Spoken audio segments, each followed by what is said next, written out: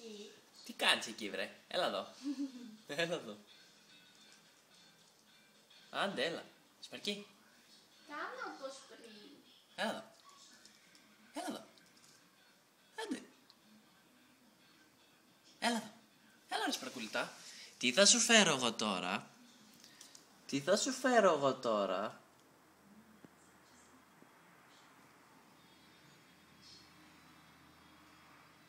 Να, έλα να σου δείξω εγώ. Τι θα φας. Κράτα λίγο, να της βγάλω ένα καρότο. Έλα, άντε. Κάνε ήχο με τη σακούλα. Κάνε. Έλα Σπάρκι να σου δείξω. Βγείτε, εδώ είναι. Δεν φαίνεται από εδώ. Να. Πήγαινε στην κουζίνα. Ναι. Βγάζει φωνή. Έλα εδώ. Έλα, άντε.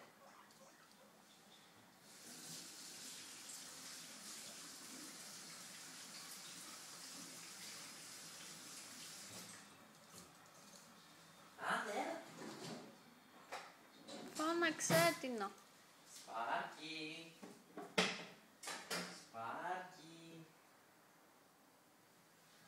Τι σου έχω εγώ εδώ. Πού είναι. Τι σου έχω εγώ εδώ. Έλα. Ναι. Έλα το καρότο σου. Έλα, θα δεις. Έλα το καρότο σου. Έλα. Κάτσε να καθίσω εγώ κάτω. Μην φοβάσαι, Σπάρκι. Έλα το καρότο σου. Έλα, δες τι ωραίο που είναι. Ναι, εσύ. Εσύ είναι αρήμη, εσύ. Το καρότο σου είναι αυτό. Ειδικά καθαρισμένο για τη Σπάρκι.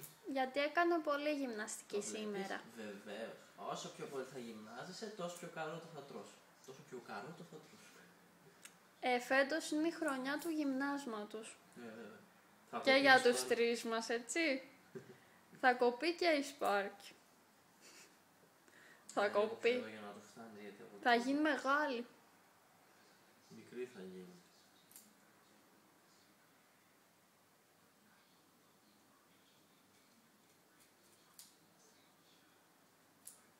Με εκπλήσεις, Σπάρκι, πάντως σήμερα.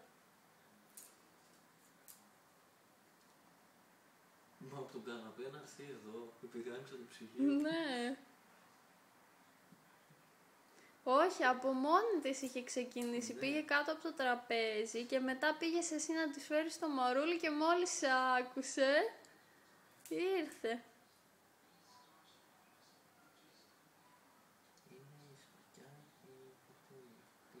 Να το σβήσω.